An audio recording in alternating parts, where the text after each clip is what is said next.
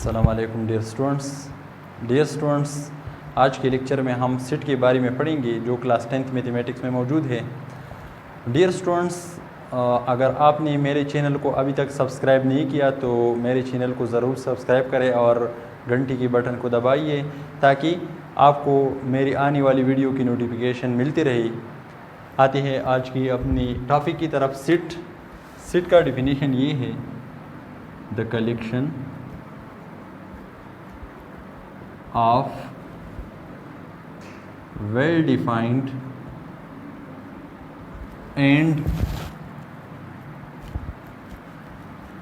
distinct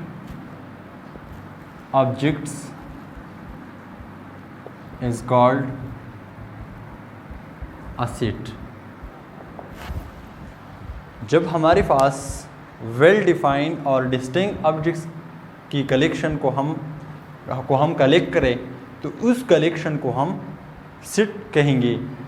मतलब ये कि सेट में जो भी एलिमेंट्स हो वो वेल डिफाइन होंगे। वेल डिफाइन मींस जिसको हम जानते हैं, वेल डिफाइन उसको कहते हैं। और डिस्टिंक्ट मतलब वो अलग किस्म के होंगे। मतलब 1 और 2 ये दोनों डिस्टिंक्ट है, ए और बी ये दोनों डिस्टिंक्ट है, बॉय एंड गर्ल ये दोनों डिस्टिंक्ट है, यानी दोनों डिस्टिंक्ट ऑब्जेक्ट्स होंगे। इस पर एक एग्जांपल ले लेते हैं। हमारे पास ये एक सिट है। सिट के नेम को हम कैपिटल अल्फ़ाबेट से ज़ाहिर करेंगे, capital A, capital B, capital C वगैरह से। और सिट के एलिमेंट्स को हम इस ब्रैकेट के अंदर लिखेंगे। फॉर एग्ज़ाम्पल ये हमारे पास एक सिट है जिसमें है 1 2 3 4 5, जिसमें ये 5 एलिमेंट्स है। अब 1 2 3 4 and 5 are the elements of this set. तो 1 2 3 4 5 जो है ये वेल डिफाइन है, जिसको हम जानते हैं। और ये डिस्टिंक्ट ऑब्जेक्ट है, मतलब एक ऑब्जेक्ट यहाँ पर 2 बार नहीं आया है। अगर एक ऑब्जेक्ट 2 बार आ जाए तो वो डिस्टिंक्ट ऑब्जेक्ट नहीं होंगे और वो सिट नहीं कहलाएगा। सिट में हर एक एलिमेंट एक बार आएगा। अब ये एलिमेंट्स ऑफ सिट जो है इसको हम इस तरह लिख सकते हैं कि 1 बिलोंग टू ए। 1 जो है ये इस सेट में मौजूद है। अब अगर हम यहाँ पर देखें कि 6 इस सेट में है कि नहीं, 6 तो इस सेट में नहीं है, तो हम इसको इस तरह जाहिर करेंगे कि 6 डज नॉट बिलोंग टू ए। अगर कोई एलिमेंट इस सेट में मौजूद हो तो हम उसको इस तरह जाहिर करेंगे कि ये 1 जो है ये सेट ए को बिलोंग करता है, यानी ये ए से ताल्लुक़ रखता है। और 6 जो है, देखिए 6 इस सेट में नहीं है, तो हम इसको इस तरह लिखेंगे कि 6 डज नॉट बिलोंग टू ए, यानी 6 इस सेट में नहीं है। इसी तरह जो भी एलिमेंट्स इस सेट में हो उसको हम बिलोंग्स टू पे से रिप्रेजेंट करेंगे, और जो नहीं हो हम उसको इस तरह लिखेंगे कि ये एलिमेंट जो है ये इस सेट को बिलोंग नहीं करता। सेट के एलिमेंट्स को हम 3 तरीक़ों से लिख सकते हैं। सबसे पहला फॉर्म है tabular form of a set. Set के एलिमेंट्स को हम टेबुलर फॉर्म में किस तरह लिख सकते हैं। फॉर एग्जांपल हमारे पास एक सेट है जिसमें ये एलिमेंट्स है 1 2 3 4 5, यानी फर्स्ट 5 नेचुरल नंबर हमने इस सेट में यहाँ पर लिखे हैं। जब सेट के एलिमेंट्स को यहाँ पर हम जाहिर करें तो इस फॉर्म को हम टेबुलर फॉर्म कहते हैं। इसी तरह हमारे पास दूसरा सेट है 2 3 5 7 11 13 17 19। ये यहाँ पर हमने प्राइम नंबर लिए हैं 1 2 3 4 5 6 7 8। यहाँ पर फर्स्ट 8 प्राइम नंबर्स हमने यहाँ पर लिए हैं। इसी तरह हमारे पास सी एक सेट है जिसमें है ए बी सी। हमने यहाँ पर फर्स्ट 3 अल्फ़ाबेट्स ऑफ इंग्लिश ली है, इंग्लिश 3 अल्फ़ाबेट्स।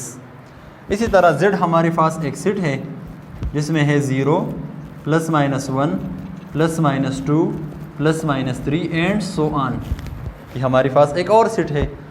अब इस सेट को देखिए, ये सेट ऑफ इंटीजर्स है जिसमें 0 भी है, पॉजिटिव नंबर्स भी मौजूद है और नेगेटिव नंबर्स भी मौजूद है। तो टेबुलर फॉर्म ऑफ सेट क्या हो गया, वो फॉर्म जिसमें सेट के एलिमेंट्स को हम जाहिर करें उस फॉर्म को टेबुलर फॉर्म कहते हैं। दूसरा फॉर्म ऑफ सेट है descriptive form. Descriptive form, descriptive form में हम इस सेट को अल्फाज की मदद से जाहिर करते हैं कि इस सेट में कौन सी नंबर्स है, इस सेट में किस सेट के नंबर्स है, इसको हम अल्फाज से जाहिर करते हैं तो इसको डिस्क्रिप्टिव फॉर्म कहते हैं। फॉर एग्जांपल हमारे पास ये ए सेट जो है इसको डिस्क्रिप्टिव फॉर्म में किस तरह लिखेंगे हम, यहाँ पर देखिए 1 2 3 4 5 यानी फर्स्ट 5 नेचुरल नंबर्स है, तो हम इसको इस तरह लिखेंगे the set of first 5 natural numbers. First 5 natural numbers का सेट है हमारे पास। अब यहाँ पर बी सेट जो है इसमें देखिए 1 2 3 4 5 6 7 8, यहाँ पर 8 प्राइम नंबर्स हमने लिए हुए हैं। The set of first 8 prime numbers,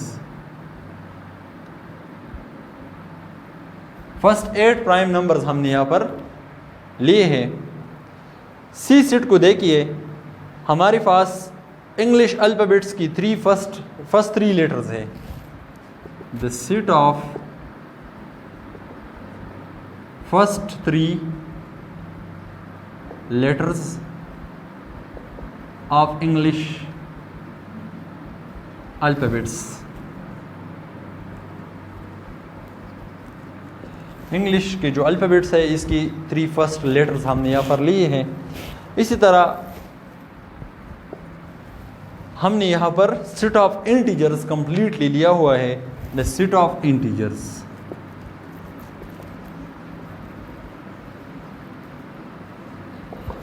जब हम अल्फाज में वजाहत करें तो इस फॉर्म को क्या कहेंगे, descriptive form of a set.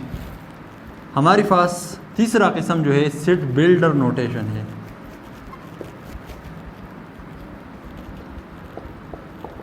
Set builder notation में हम सेट को जनरलाइज कर लेते हैं। सेट को जनरलाइज कर लेते हैं हम, यहाँ पर एक जनरल एलिमेंट ले लेते हैं x और इस पर ये कंडीशन अप्लाई कर लेते हैं कि इस सेट में x मौजूद है और x जो है ये कौन सी सेट को बिलोंग करता है और किस नंबर से किस नंबर तक, इस पर कंडीशन अप्लाई कर लेते हैं। ए सेट को हम सेट बिल्डर नोटेशन फॉर्म में किस तरह लिख सकते हैं। हमारे पास यहाँ पर फर्स्ट 5 नेचुरल नंबर्स है 100 सच दैट, इस लाइन को हम सच दैट कहते हैं, such that x belong to natural number, यानी इस सेट में जो एलिमेंट्स हैं वो हो नेचुरल नंबर से ताल्लुक़ रखते हैं और वो हो 5 तक नेचुरल नंबर्स है। एंड इसको एंड कहते हैं। x इज़ लेस देन और इक्वल टू 5, यानी ये तो नेचुरल नंबर्स है लेकिन 5 है और 5 से छोटे है। मतलब नेचुरल नंबर का ये तो हमें पता है कि ये 1 से स्टार्ट होते हैं, यानी 1 से लेकर 5 तक ये नेचुरल नंबर यहाँ पर मौजूद है। तो ये इस सेट का सेट बिल्डर नोटेशन फॉर्म है। इसी तरह बी सेट को हम किस तरह लिख सकते हैं, 100 such that x belong to, अब देखिए यहाँ पर कौन से नंबर है, ये तो प्राइम नंबर्स है। एंड कौन से प्राइम नंबर्स है, ये 19 तक प्राइम नंबर्स है, यानी 2 से लेकर 19 तक जो प्राइम नंबर्स है वो हमने यहाँ पर लिए हुए हैं। And x is less than और equal to 19।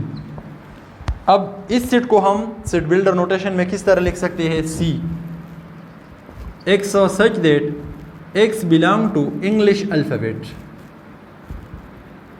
English first 3 alphabets.